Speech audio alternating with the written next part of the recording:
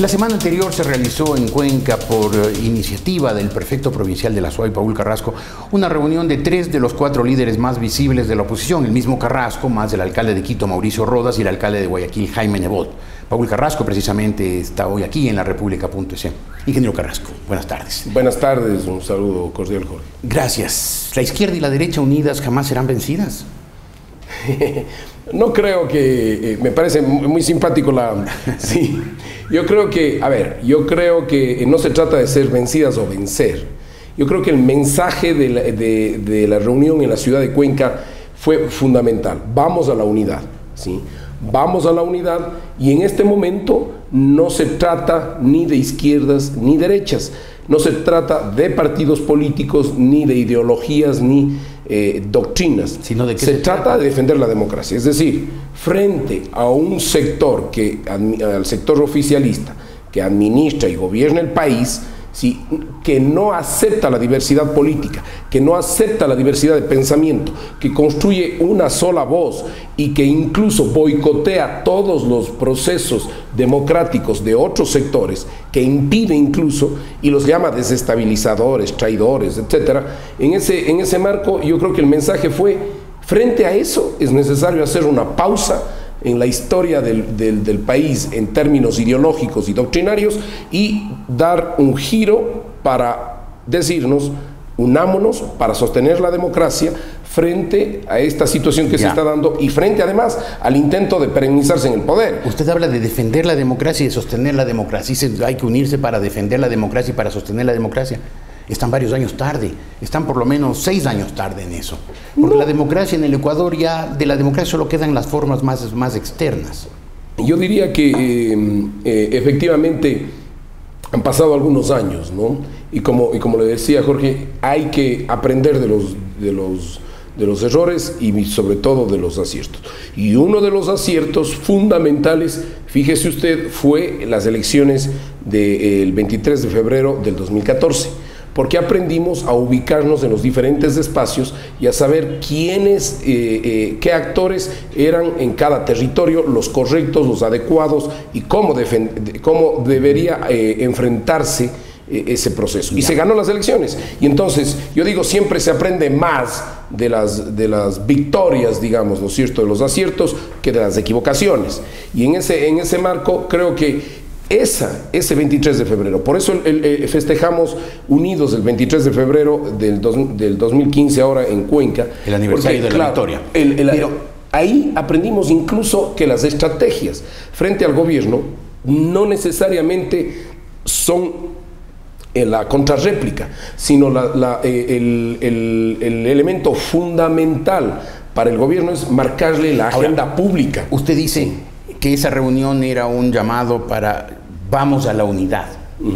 O sea, vamos a la unidad, o sea, no llegaron a ninguna unidad. Nosotros sí. O sea, nosotros por lo menos estamos hablando de que Mauricio Rodas, Jaime Nebot y Paul Carrasco y los sectores que representamos hemos trabajado ya en el tema de la unidad. Pero es insuficiente. ¿Se puede hablar de una alianza política de ustedes? No sé si de una alianza política, porque no le hemos llamado todavía así. Yo diría que la alianza política pasa por varios elementos, ¿no es cierto? Yo creo que hay que construir, la alianza política pasa por varios procesos. ¿Pero hasta cuándo se van a pasar construyéndola? Emilio Palacio en su informe decía: la unidad no puede esperar hasta el año 17, hay que hacerla ya, y ustedes siguen hablando de que vamos a construir la unidad. No, nosotros hemos dado un mensaje claro, estamos ahí los 3 sectores, hemos depuesto todas las intenciones electorales que pueda haber, sí, hemos abierto el abanico para que vengan otros sectores, o hemos hecho un llamado y hemos ido a otros sectores para que se constituyan en este proceso de unidad. Lo que pasa, Jorge, es que efectivamente, primero, tenemos un gobierno que ha controlado mucho el poder político, además de que tiene el control de la institucionalidad que sostiene el Estado y la democracia. Sí, pero sobre todo los sectores políticos no perdían el miedo. No es sencillo. Sí, bueno, pero por lo menos ustedes 3 podrían estar ya unidos y decir: Carrasco, Rodas y Nebot tienen una alianza y dicen, no, estamos construyendo. No, yo creo que hay un proceso de unidad ya enmarcado. Si no hubiéramos estado... Pero ¿cuándo podrían anunciar que hay una alianza? Hay que esperar, todo a su debido... Verá, Jorge, ¿cuál es su debido tiempo? Jorge, en política una de las cosas que creo es que hay que saber los momentos adecuados para hacerlo. Eso primero. Segundo, por eso yo siempre digo, a ver, los políticos deberíamos ser formados para administrar un país, ¿sí? Y esa es la verdad, y conversábamos hace un momento con usted, y no improvisados. Pero además, yo creo que siempre se dice, ¿quieres llegar rápido? Ve solo. Si quieres llegar lejos, ¿sí? Ve acompañado. Y en ese marco es necesario entonces construir y fortalecer. Porque mire, ya usted nos puede decir, y muchos sectores nos pueden decir, ya, ustedes tres y vamos adelante, ya están unidos. Pero yo creo que hay sectores en este país que hay que respetarlos. Es decir, ¿qué pasa con las organizaciones sociales? ¿Sí? Hay muchas organizaciones sociales que debemos todavía, que tienen capacidad de movilización, que tienen estructura, que es necesario, ¿sí?, que vengan a este proceso, invitarlas, porque no estuvieron todas. Hay actores políticos que tienen respaldo popular y que también tienen que perder el miedo al disenso. Es decir, esta lógica de yo con Carrasco ni a la esquina, o esta lógica de yo con Nebot ni a la esquina, porque no. Este es un momento en el que hay que construir ese proceso. ¿Cuándo se anunciará? Bueno, estamos avanzando, porque otra cosa es, sí, lanzarse de candidato a la presidencia de la República. En cualquiera de los casos hubiéramos lanzado ya la unidad, cualquiera de los tres fuera el candidato a la presidencia de la República, me refiero a los tres actores allí, sobre todo a los que... Bueno, nadie espera eso todavía. Sí, y yo creo que eso creo que es complicado hacerlo, porque hay otros sectores que necesitamos. A ver, le voy a hablar incluso en términos concretos, ¿sí? En términos de la Asamblea, por ejemplo. Ya si estamos hablando de una alianza política para las elecciones del 2017, que no hemos construido eso todavía. Hay que ver otros actores que son fuertes y que no están todavía en este proceso. Por ejemplo, ¿cuál? El sector indígena, el movimiento indígena, pues es indiscutible, que es indiscutible. Ahora, que tiene que estar allí, ¿no? Yo empecé diciendo que 3 de los 4 cabezas visibles de la oposición estaban ahí, el que faltaba fue Guillermo Lasso. ¿Por qué no estuvo Lasso? ¿No fue o no lo invitaron? No estuvo invitado, y no estuvo invitado básicamente porque este es un proceso que iniciamos entre alcaldes y prefectos, ¿no es cierto? Lo que debo decir es que esta invitación que hicimos a Cuenca no fue de alcaldes y prefectos. Eso tiene que estar claro, no fue la invitación de Guaranda. Guaranda tiene otra connotación. Guaranda fue para discutir. Desde allí y desde un poco antes se venía construyendo y hemos venido conversando y analizando la posibilidad de una alianza y de un proceso de construcción de un espacio y de unidad ya política, que es lo que usted plantea. En esta reunión, ¿cómo nace? Nace entre 3 actores. Ya, en esta reunión no nace con Guillermo Lasso. Hablaron concretamente de una posible, potencial alianza electoral para el año 17. Pero hemos venido conversando, por supuesto. En esa reunión hablaron de eso. No, hemos venido permanentemente conversando, y habrá que ver. Ya. Ahora, pero hay que construir primero la unidad con otros sectores. Ya. ¿no? Ustedes ya hablaron entonces, Carrasco, Nebot y Rodas hablaron de la posibilidad de una alianza electoral para el año 17. ¿En esa alianza electoral tendría espacio Guillermo Lasso o él ya corre por carril aparte? No, todos, Jorge. El punto está en que primero yo creo que tiene que hacerse un análisis de que los actores que sean parte de esta posibilidad de alianza o de unidad, sí, definitivamente tengan respaldo popular por un lado, tengan también organizaciones sociales, existan organizaciones que tengan capacidad de movilización, estructura, etcétera. Porque ahora, también si es que todos, como usted dice, todos, ¿por qué no lo invitaron a Lasso? Porque precisamente el proceso lo iniciamos 3 actores que empezamos a conversar. Ya. Sí, y entonces para una próxima habrá la opción, pero yo creo que, por supuesto, lo único que no podemos plantearnos es que existan candidaturas ya dispuestas, ¿no? O sea, el prerequisito para que fuera Lasso. Sí. O sea, aquí hay que abrir el espacio, porque incluso hemos pensado, pero por supuesto, yo digo, lo primero está construir la unidad. A ver, si es que el señor Lasso viene, ¿no es cierto?, y él ya es candidato, ¿cómo vamos a traer a otros sectores que no comparten con el señor Lasso?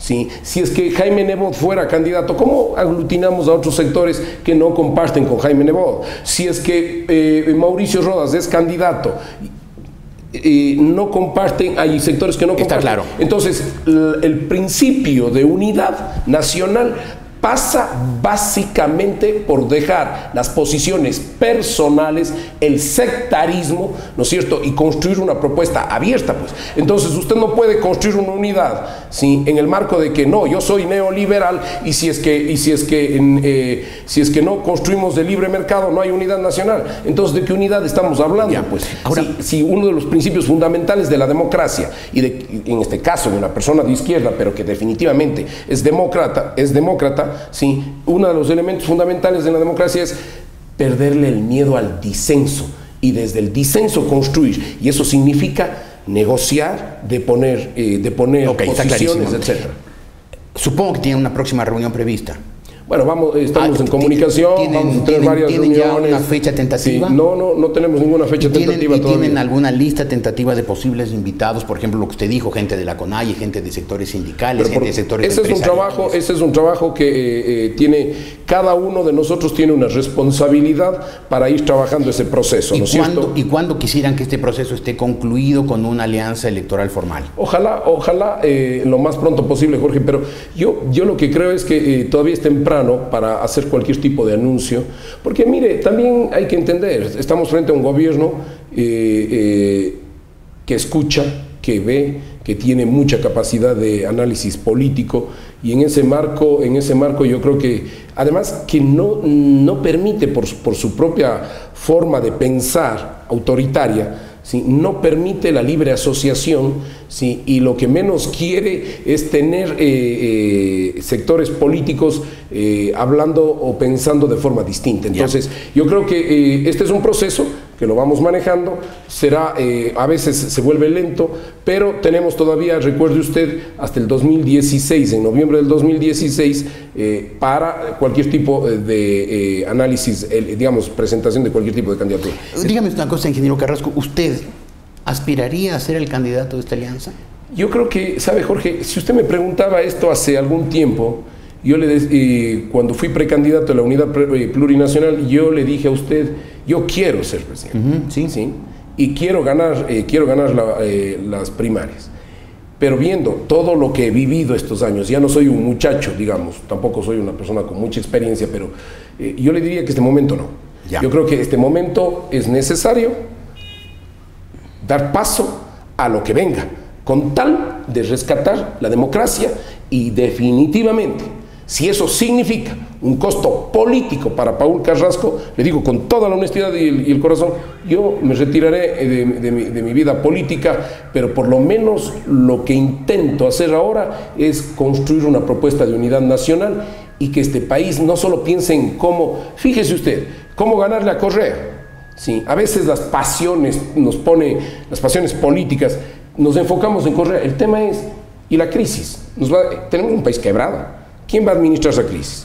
Después, ¿cómo vamos a gobernar en unidad? ¿Vamos a seguir con estos mismos líos de que cada gobierno tenga que levantarse y pelearse, cada presidente tenga que pelearse con alguien todos los días a patadas y puñetes para poder gobernar este país? ¿Sí? ¿Cómo vamos a construir una agenda común? Ese es el gran legado que deberíamos dejarle a nuestro país. La izquierda tuvo una enorme responsabilidad en lo que está pasando, es corresponsable directo de lo que está pasando, y lo incluyo a usted, por supuesto, porque ustedes, y no digan que no se les advirtió ni que fueron engañados, ustedes apoyaron a un proyecto caudillista, personalista, le dieron a Correa, con una constitución nueva, un poder excesivo, concentrado, que rompió las bases de la democracia, entre ellos, por ejemplo, la división de poderes. Y entonces hoy decir el autoritarismo, Correa, la represión, es un poco escupir al cielo, porque ustedes fueron quienes armaron la estructura sobre la cual Correa gobierna. A ver, yo lo que creo es que inicialmente este fue un proceso, del cual yo no fui parte en sus inicios, pero creo que fue un proceso que se mostró interesante, es decir, un proceso democrático, abierto, participativo. Así empezó. ¿En serio creyeron eso? Así empezó el proceso desde la perspectiva de que Correa era un joven, ¿sí?, que tenía sueños, y creo yo, y que en ese marco planteamos una serie de propuestas, porque la izquierda moderna, esa es la diferencia. Por eso es que yo me llamo demócrata. Nuestra doctrina, ¿sí?, de cómo gobernamos en la provincia de la Azuay, ¿sí?, de lo que poco que nos dejan, es la democracia radical. Porque la izquierda moderna lo que tiene que plantear es la inclusión social, la posibilidad de democratizar la economía y la producción, no de eliminar empresarios, pues. Si de eso no se trata la izquierda, sino se trata de cómo construir más empresarios y cómo ingresar a la gran masa popular en los sectores de la producción, ¿sí?, para distribuir, no riqueza subsidiada y no en términos de caridad, pues, sino para distribuir verdadera capacidad a los sectores populares. Esos eran los sueños iniciales, pero lamentablemente se cambió este proceso, sí, en el camino, y creo que uno de los elementos puede ser el excesivo, y no, yo no diría que puede ser, es el excesivo presidencialismo que se le dio en la Constitución, ¿no es cierto?, y que le ha permitido, en definitiva, tomarse todos los poderes. Pero también, y yo también debo recordar, ¿sí?, que incluso hay sectores de la derecha que han sido los más beneficiados en este país en este momento. Entonces no es tan cierto, claro, fácil es darle la responsabilidad a quienes intentamos un proceso democrático de cambio del país en términos de sueños, de que sea un país alegre, equitativo, justo, pero resulta que en el camino el proyecto cambió. No. Claro, totalitario, autoritario, Ingeniero incluso Carrasco, si puede ser desde el inicio.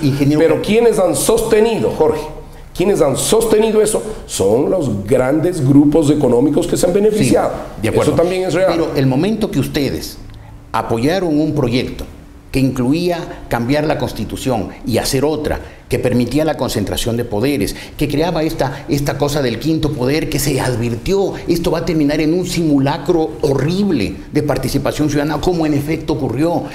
Las leyes que ustedes planteaban, por ejemplo, la ley de prensa, era evidentemente una ley mordaz, es decir, ustedes le pusieron la plataforma autoritaria, concentrada, de poder concentrado, sobre la cual hoy gobierna Correa despóticamente. Entonces, ustedes no pueden lavarse las manos y decir, no, pero si nadie se desvió en el camino. No, si por este camino hoy nos iba siempre. Jorge, desde el primer día Correa fue por este camino. Jorge, pero si nadie se lava las manos.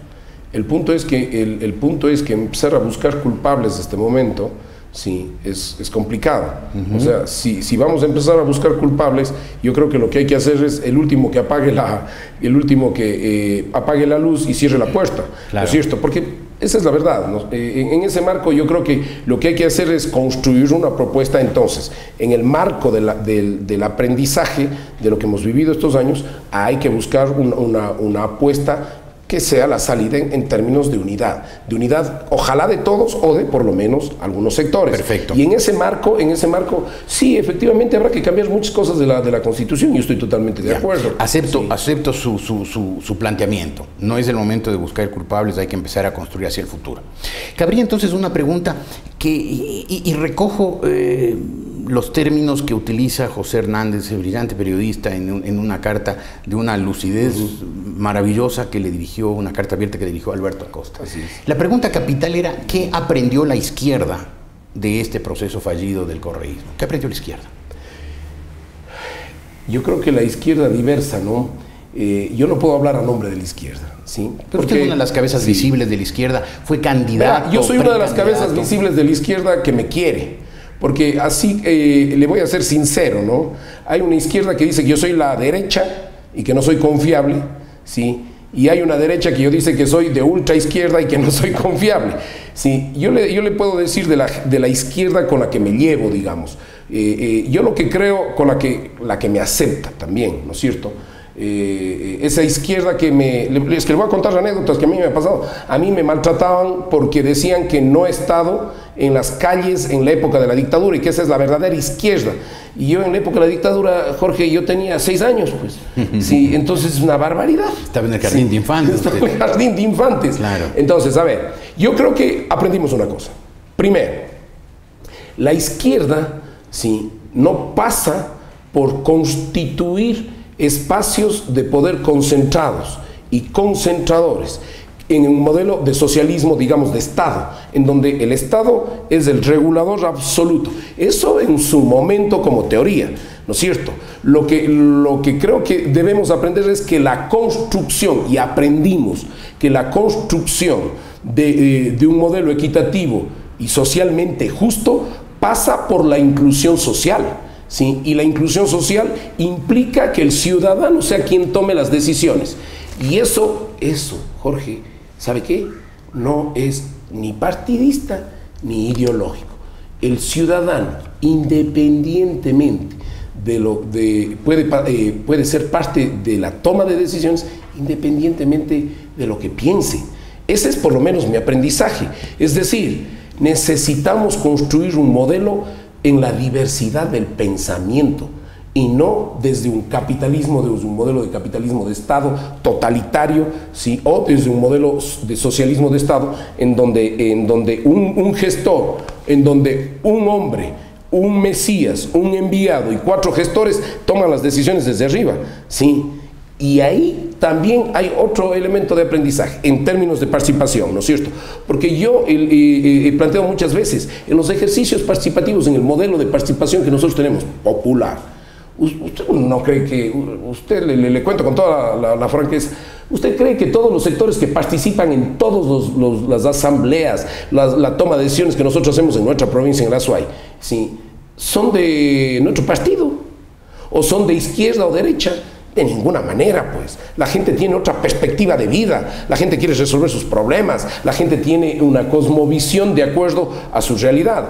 Y en ese marco uno aprende entonces que la diversidad, ¿sí?, la diversidad es la base fundamental de la participación que promueve la izquierda. Eso por un lado. Por otro lado, que el modelo económico no pasa, ¿sí?, le estoy hablando a título personal, y de varios sectores con los que hemos conversado, de izquierda, que el modelo económico no pasa por un Estado que genera la inversión pública y que regula la economía.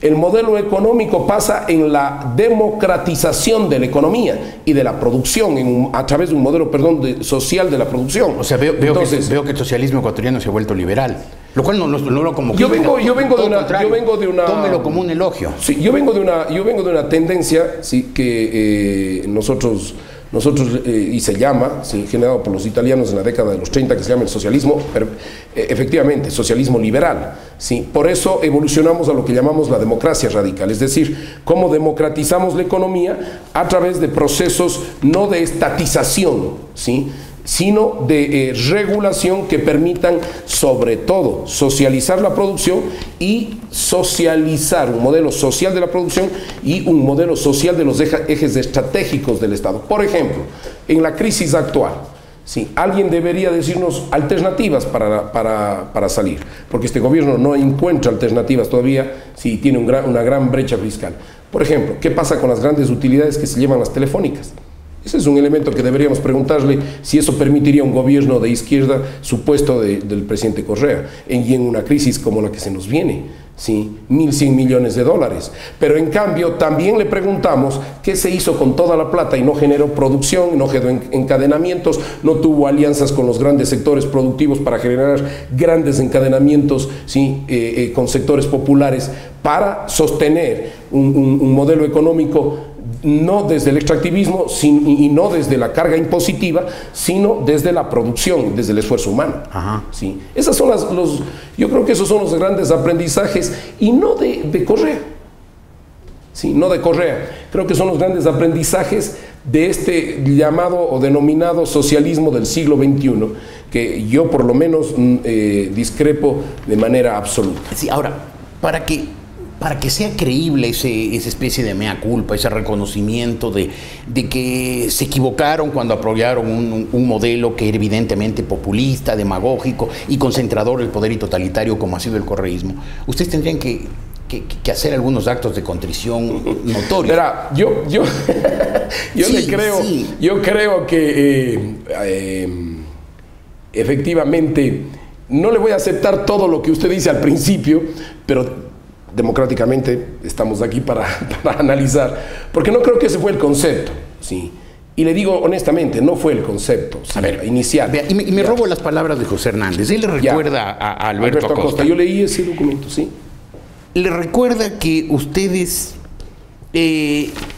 apoyaron, aquí está, no encontraban criticable que el correísmo hiciera declaraciones de emergencia para firmar contratos a dedo. Hoy denuncian la opacidad del gobierno y hablan abiertamente de redes de corrupción. Ustedes, la izquierda, no se opusieron ante las campañas que el correísmo hizo contra la prensa. Lo lamentan ahora cuando ustedes tampoco tienen acceso a los medios porque los medios están controlados por el gobierno. Le dice, ustedes nunca aceptaron los reparos contra la concentración del poder que se institucionalizó en la nueva Constitución. Más aún, ustedes empujaron esta nueva Constitución, la izquierda lo hizo. Ustedes eran partidarios convencidos del quinto poder, que ahora se ve que ha hecho un simulacro de participación. En eso debo decirle, Jorge, a ver, ahí hay dos temas, ¿no? De José Hernández, que además me parecen, la mayoría, yo leí la carta, me parecen correctos en varios temas. Sí, a ver, a mí me parece que primero el tema de la concentración de poder, sí, efectivamente, el criterio normal de la izquierda es la toma del poder para poder reajustar. Ese era el criterio. Justo estoy hablando en mi caso, de esa reflexión. ¿Usted creía en eso? No, yo no creía. Yo le voy a decir, yo he venido construyendo un proceso. ¿Usted nunca yo no soy de la escuela marxista, sí. ¿Usted nunca creyó en la dictadura del proletariado? No, yo vengo de la construcción, sí, de un modelo en donde el pueblo es el que asume el poder, pero desde una propuesta participativa, es decir, más trotskista, si usted quiere llamarle así. Pero yo sí le podría decir que efectivamente puede haber habido una lógica en esa línea, pero también debo decirle que en un momento dado, sí, yo no recuerdo, yo nunca estuve cerca, ¿sí?, de la administración, yo era un prefecto, ¿sí?, y soy un prefecto, pero yo no recuerdo en qué momento asomaron también los sectores como Alexis Mera, como los hermanos Alvarado. Desde el comienzo. Por eso, pero entonces, y terminaron en una propuesta de asumir, terminaron en un gobierno en donde su propuesta ha terminado construyendo el poder. Ellos estuvieron ahí desde el comienzo. Y fíjese usted. Y a ustedes les parecía muy bien, ahora se sorprende. Sí, qué barbaridad, Meri y los Alvarado. Pero fíjese, desde el primer día estaban ganando el Pero fíjese, Jorge, no es así. Sí. ¿Cómo que no? No es así, o sea, pueden haber estado desde el principio, yo no estuve en ese proceso. O sea, a mí, yo lo que puedo decir, yo cerca de ese gobierno, así en términos, no estuve en la toma de decisiones. Yo era un prefecto que apoyé un proyecto que me pareció interesante en ese momento, ¿no es cierto? A ver, yo lo que creo es que en ese marco, sí, es necesario también plantearse, a ver, ¿qué momento dio el giro? Yo le hago una pregunta. ¿Un gobierno de izquierda vende las 2 cementeras más importantes del país? ¿Un gobierno de izquierda entrega a un solo grupo varios negocios como el tema del azúcar? Un gobierno de izquierda concentra, ¿sí?, en 6 empresas el manejo de los fármacos para la salud en este país. Eso es lo que está pasando. Sí, eso es lo que está sucediendo. Un gobierno de izquierda progresista permite utilidades impresionantes en el campo de las telecomunicaciones. Eso, Jorge, habrá que analizar en qué momento se dio el giro. Pero eso fue gradual. Todas esas cosas que usted dice.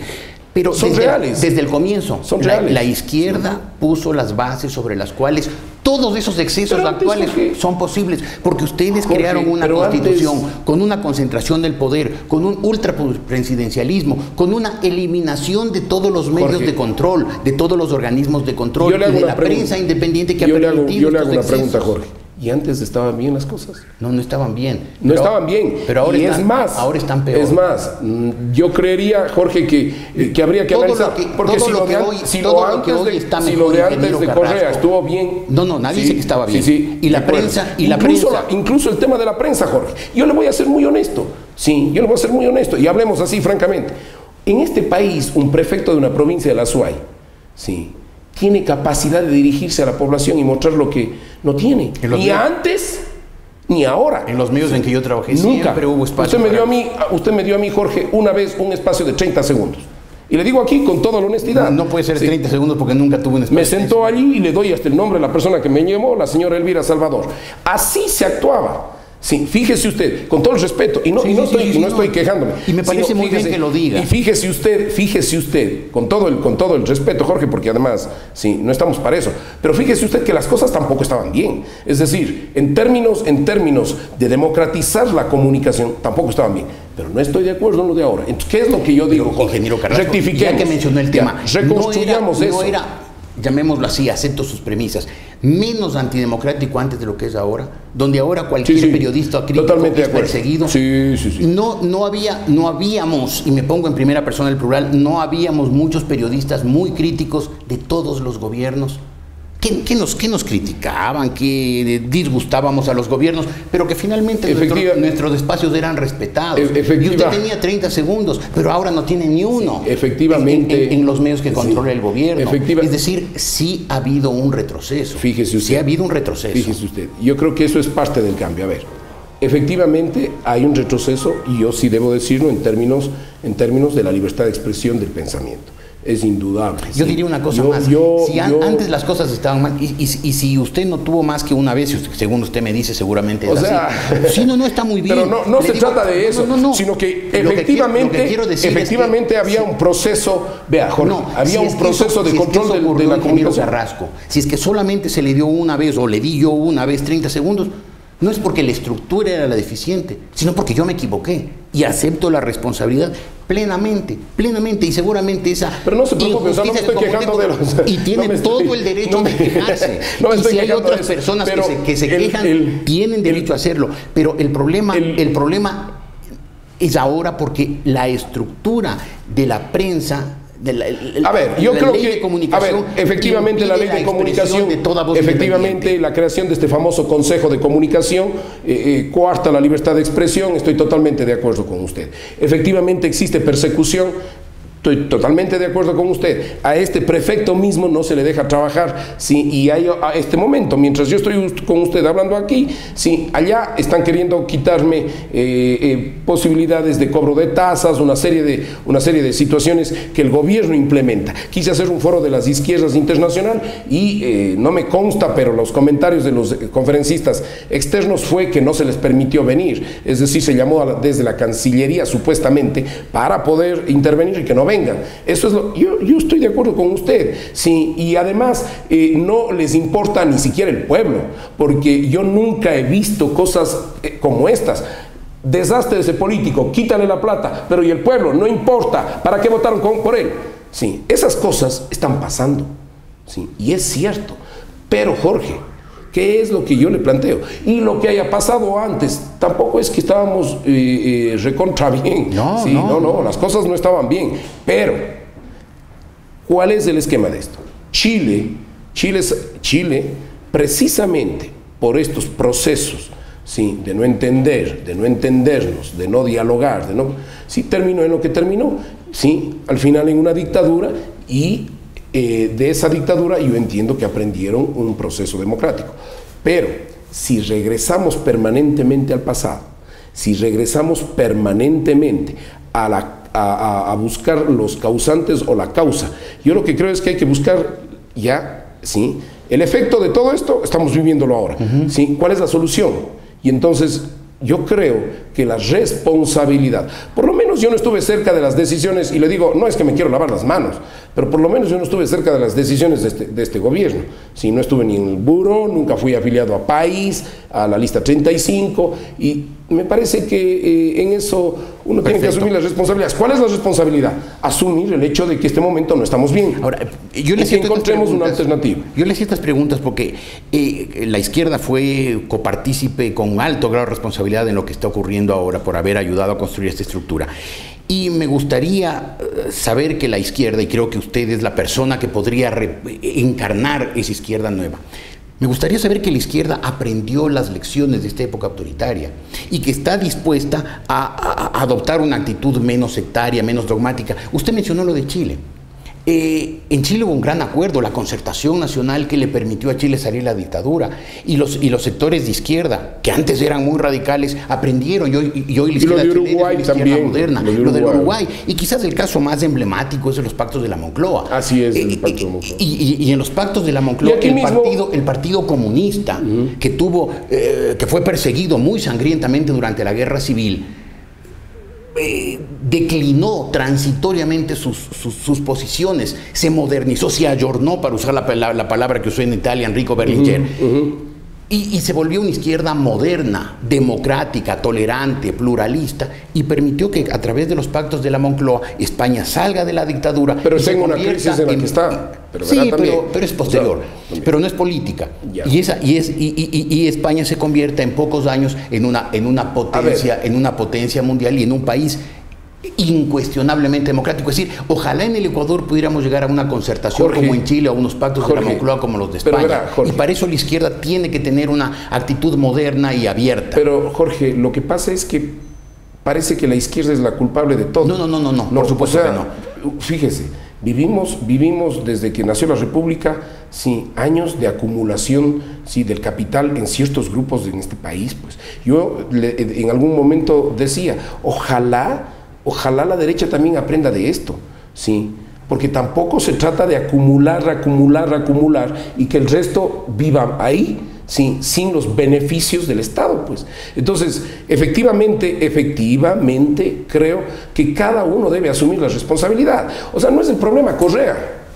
Sí, ya, en definitiva, si usted quiere ponernos la responsabilidad a la izquierda y somos los culpables y quiere que hagamos un mea culpa, traiga el cuchillo con todo el respeto y nos clavamos diciendo, Jorge. Ustedes tienen parte de culpa, pero la derecha tiene una culpa enorme. Es la responsabilidad de lo que ha venido pasando en este país, pues, que pasa hoy también, la acumulación excesiva en ciertos sectores y en nuevos grupos económicos que tienen el control del Estado, pues. Ya, entonces, en ese marco, lo que hay que hacer es efectivamente madurar y modernizarse. Exacto. Y ojalá una experiencia como la de Chile, el Frente Amplio de Uruguay, sí, ojalá lo de Mujica, ojalá los procesos que se vivieron en el Pacto de la Moncloa en España, lo que acaba de pasar en Grecia. Sí, fíjese usted, de todas maneras es una experiencia interesante, pues no es que gana la izquierda. Ganó un populismo atroz que va a hundir más a Grecia. Pero fíjese. Y cuidado, si ustedes por creer que es de izquierda tienen que apoyar. No,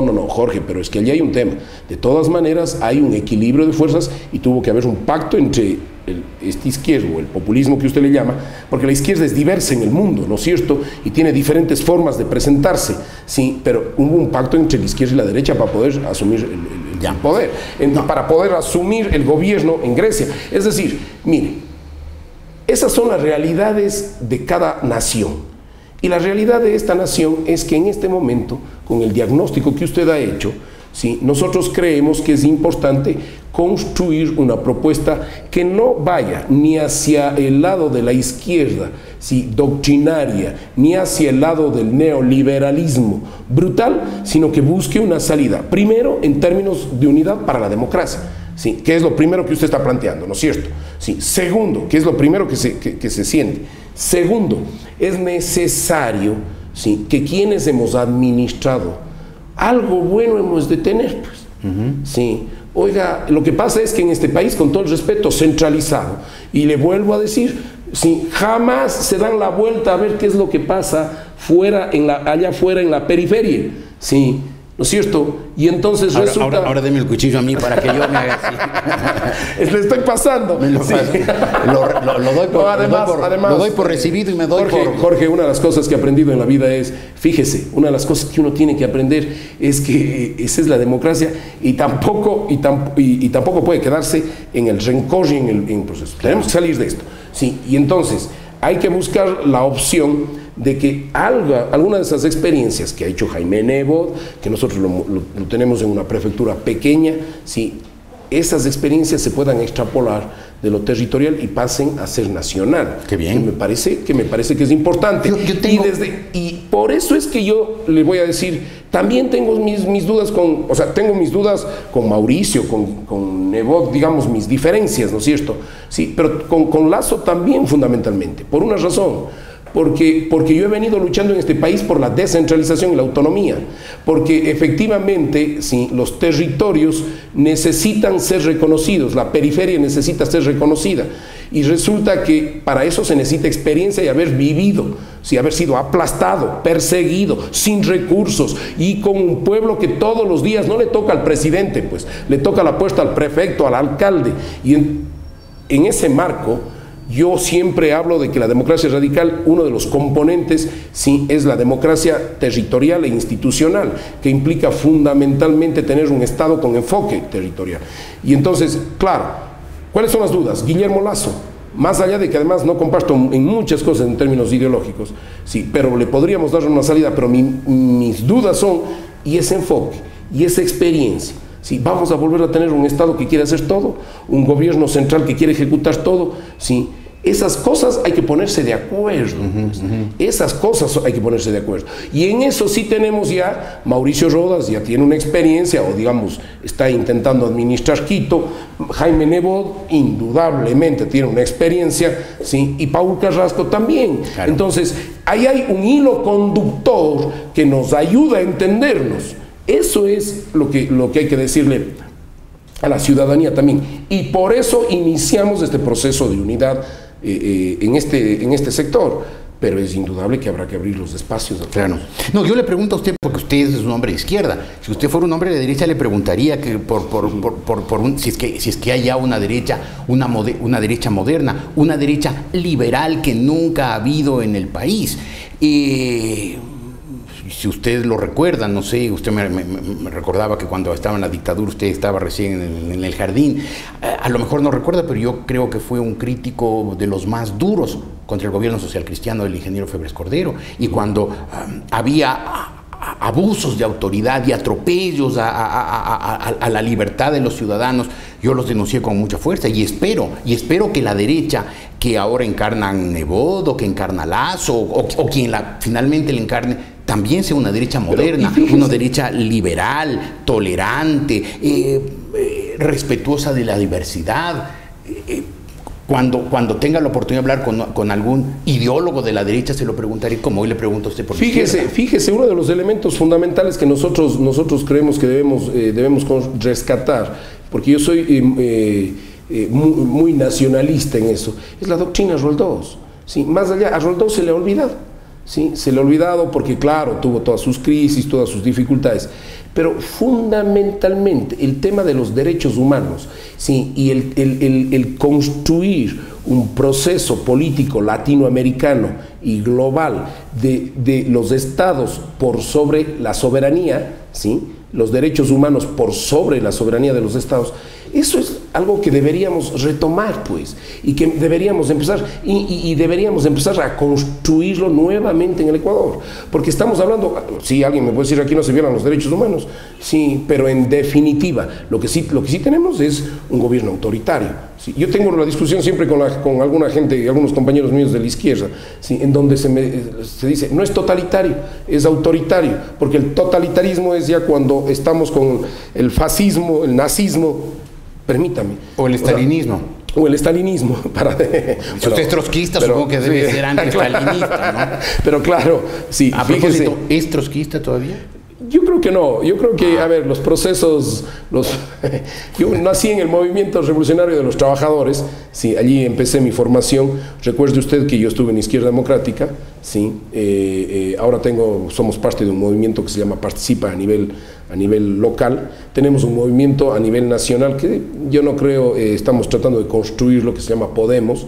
Y esto es una coincidencia porque yo sé que me va a preguntar, se llama Podemos porque le pusimos hace unos 2 años el nombre, sí, pero en esa época nosotros no nos imaginábamos que alguien al otro lado estaba pensando con el mismo nombre, sí, a 1 año y un poco más.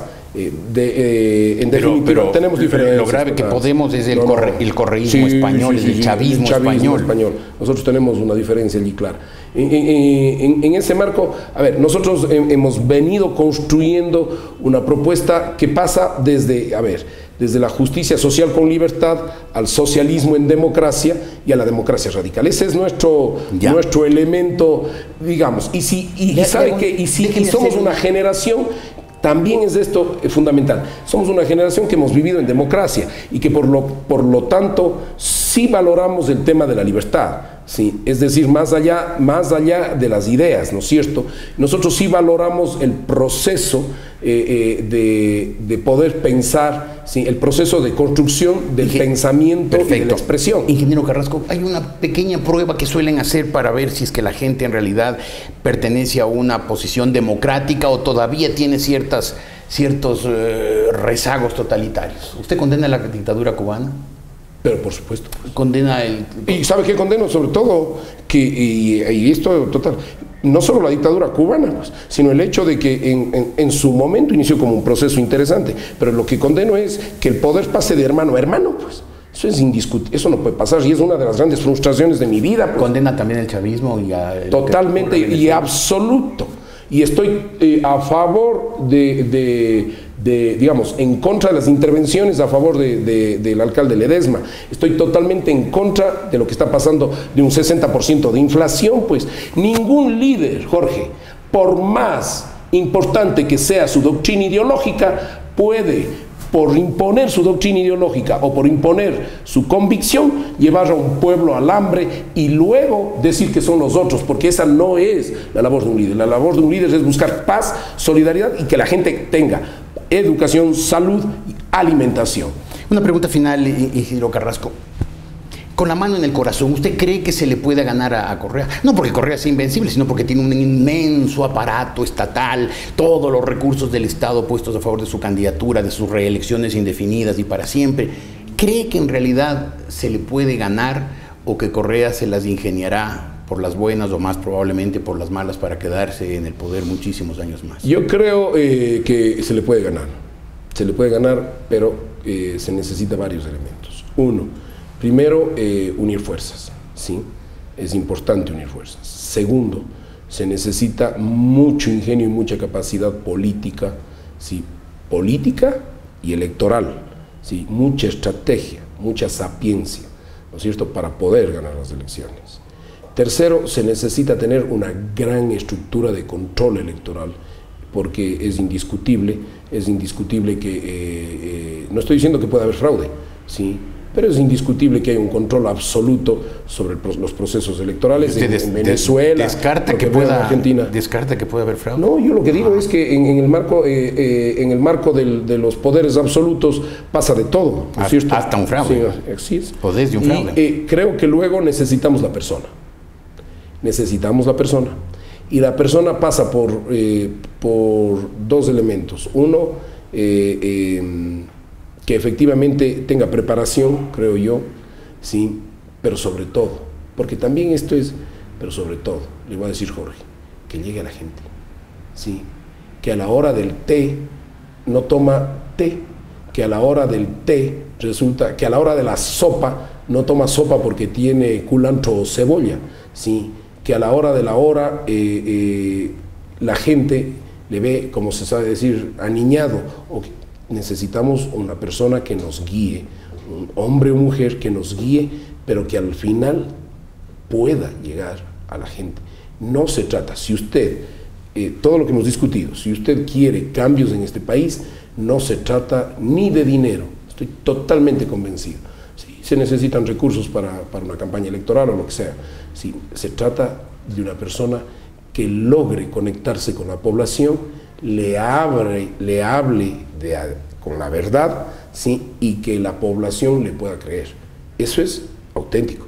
Y yo creo que esa persona no la tenemos. Habrá que ir viendo y habrá que ir buscando y haciendo el análisis de quién podrá ser. Y además, ¿sí?, para ganarle al presidente Correa, sí, es ganable, pero se necesita un montón de votos.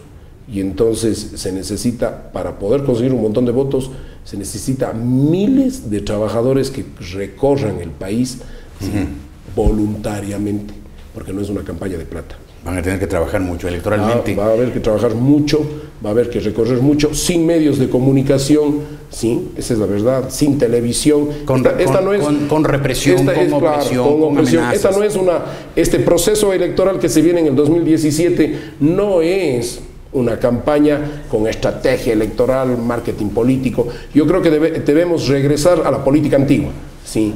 Y es una campaña persona a persona, cercana, persona a persona.